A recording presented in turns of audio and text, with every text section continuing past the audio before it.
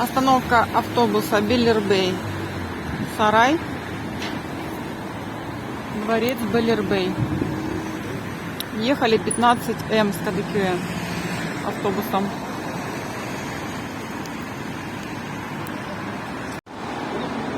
Стоимость билетов и время работы.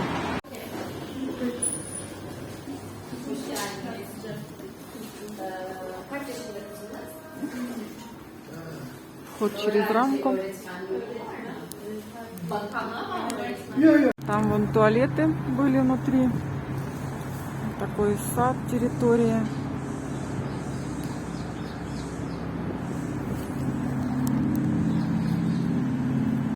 Первое декабря. Сегодня в Стамбуле немножко похолодало. 11 тепла. 1 декабря 2021. Вот так близко мост. Вот аудиогид можно взять. Нужен залог паспорта, мы его не брали. У нас есть он в телефонах. Жаль. Схема территории.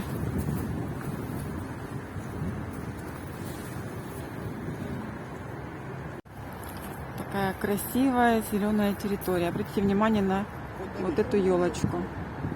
Чудо просто. Здесь вот есть указатели, куда идти. Выход тоже здесь. Музей сюда, куда мы пошли. Ну и, конечно, главное такое богатство — это сад и виды. На берегу Босфора находится. 1 декабря.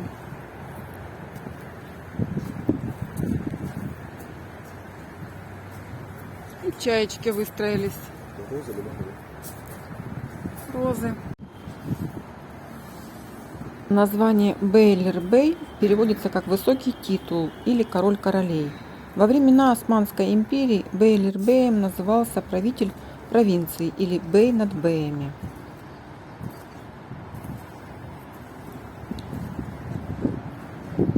Это как порт.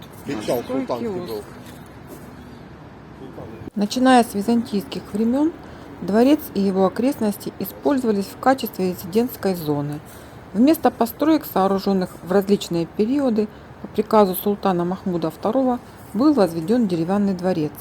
После разрушившего его пожара, по приказу султана Абдул-Азиза, в период между 1863 и 1865 годами были построены новое здание и дополнительные корпуса. Газания, африканская ромашка. Современный дворцовый комплекс состоит из основного здания и включает в себя административную и личную части, а также морские павильоны, туннель, желтый павильон, мраморный павильон и конюшни для лошадей султана, окружающие большой бассейн в саду на верхней террасе. Дворец Бейлербей был использован в качестве летней резиденции и места пребывания правительственных гостей.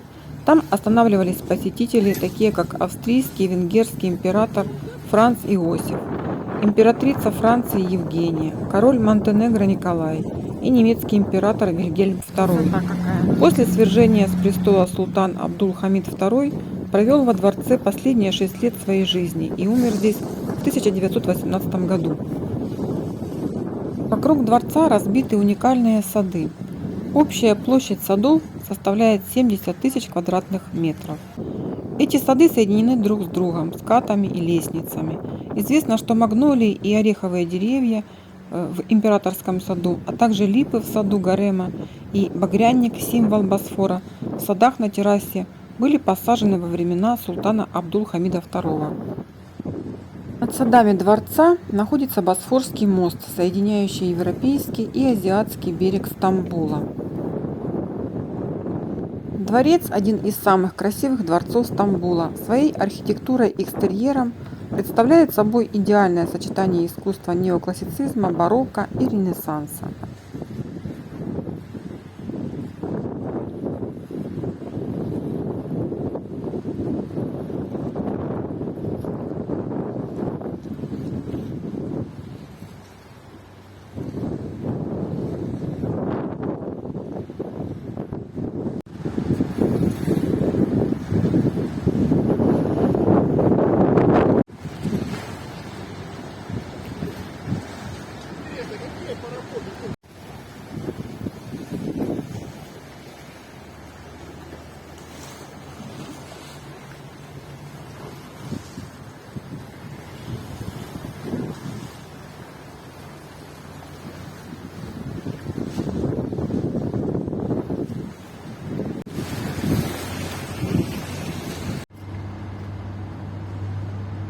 Ноготки, календула.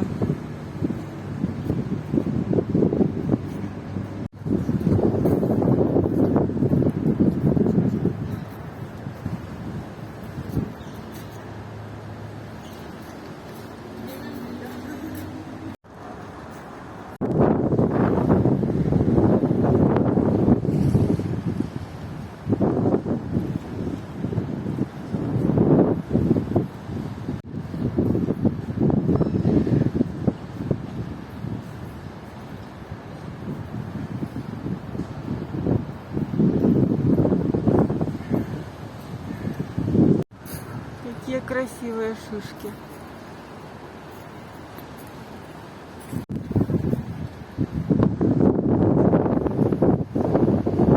Вход во дворец охраняют 2 льва, любимые животные султана.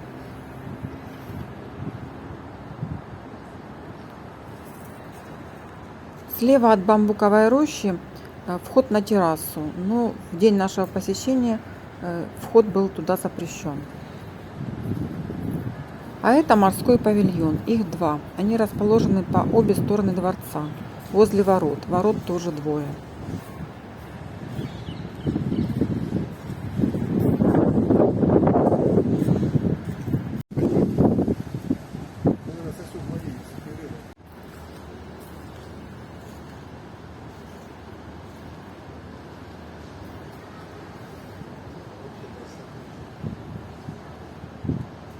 Об этом дереве информации я не нашла. Возможно, она была в аудиогиде. Кто знает, подскажите, что это за дерево. Замысловатая такая структура.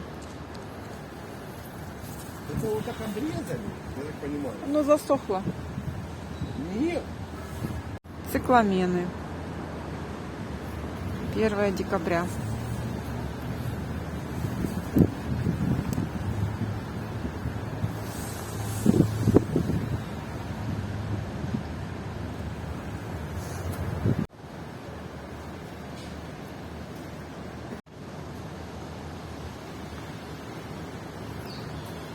Такие стволы толстые.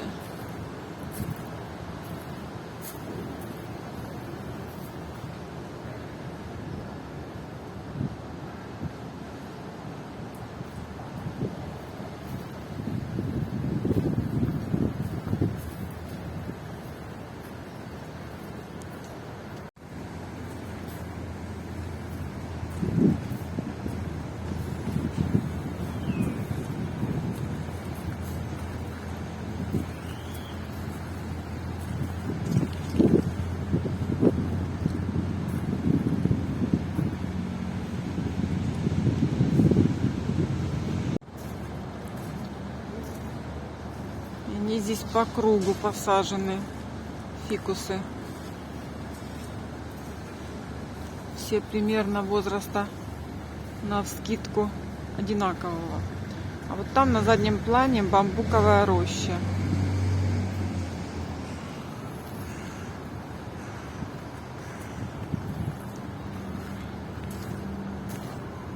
А львы по обе стороны. На кактусе, на опунции.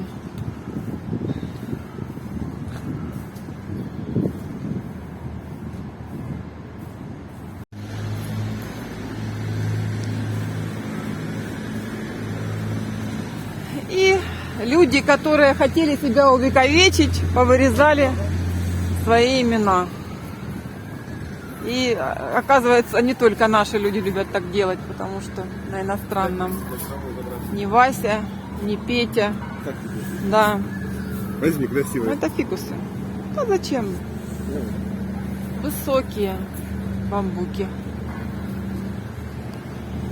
Класс.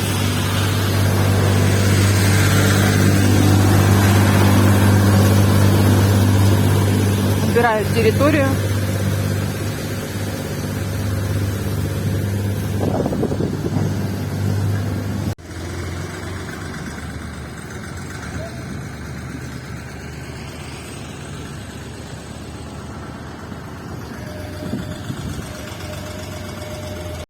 Такое ландшафтное решение.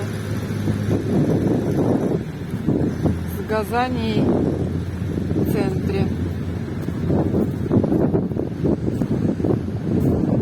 И вот так сбоку. Такая ширина бамбуковой рощи и такая густота. Ну, высота большая.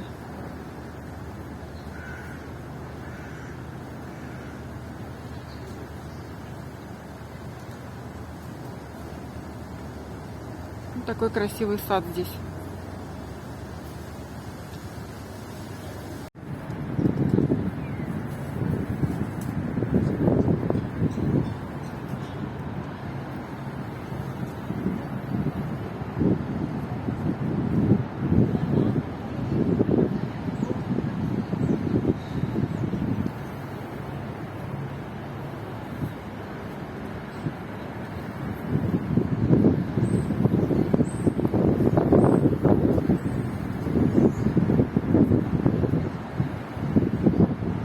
К сожалению, видео-фотосъемка во дворце запрещена, но мне все же удалось кое-что снять для вас. Пышные интерьеры Бейлербея не уступают по красоте зимней резиденции Долмабахче.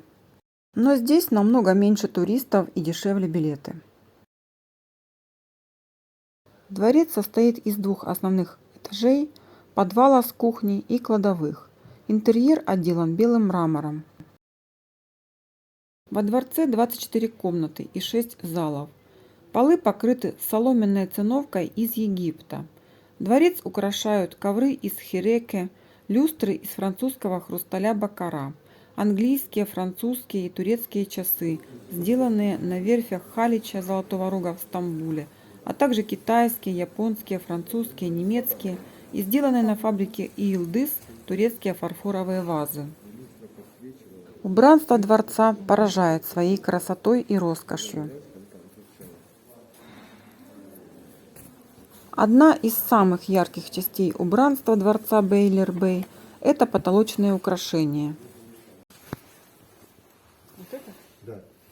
Султан Абдул-Азиз, построивший дворец, работал над эскизами и привозил художников из Европы.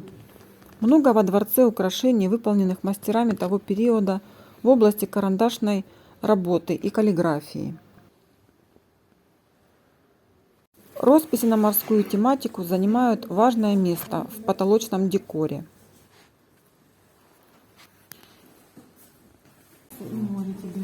Надписи на потолках и стенах принадлежат Абдул-Эфенди, одному из известных каллиграфов того времени.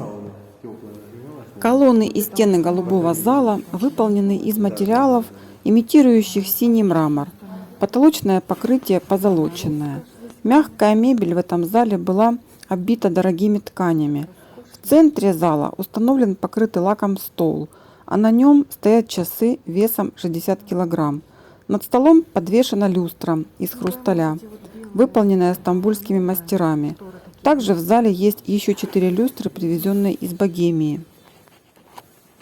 Поражает своей красотой шелковый ковер в середине зала, площадь которого около 150 квадратных метров. У одной из стен установлены шкафы из стекла, в которых хранятся различные изделия, изготовленные на фабрике Йылдыз. В этой коллекции есть графин и чашка для кофе, принадлежащие Ататюрку. Площадь дворца около 2500 квадратных метров. Дворец имеет прямоугольную форму. В этом дворце в 1934 году Мустафа Кемаль Ататюрк принимал иранского шаха Пехлеви, прибывшего в Турцию с визитом. Кроме того, в 1936 году во дворце проводился фестиваль Балканских игр, и Ататюрк провел ту ночь в этом дворце. И еще один исторический факт. В конце 40-х годов XIX века султан Абдул-Меджид проводил здесь испытания телеграфа, сконструированного Самуэлем Морзе. После этого Морзе получил уникальный королевский патент.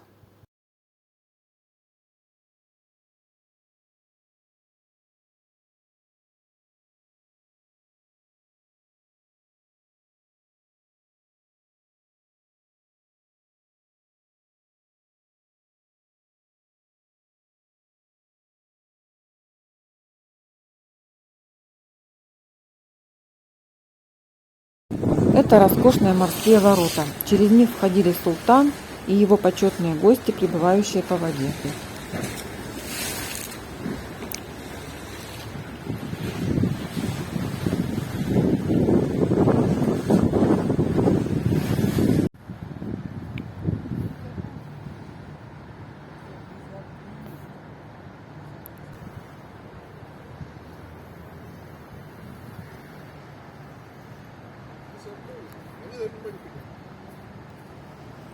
Достает.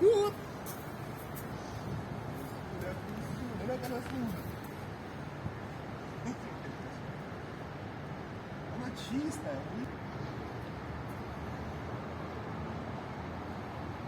Слушай, надо идти, да.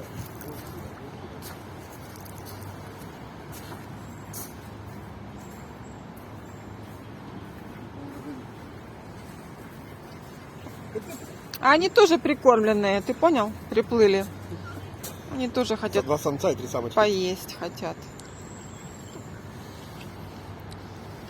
Привет!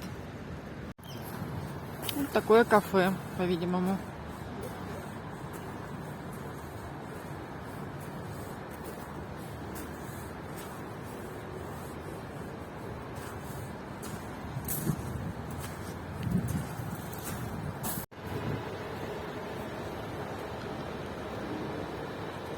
У нас в Фельдман-парке такое маленькое дерево.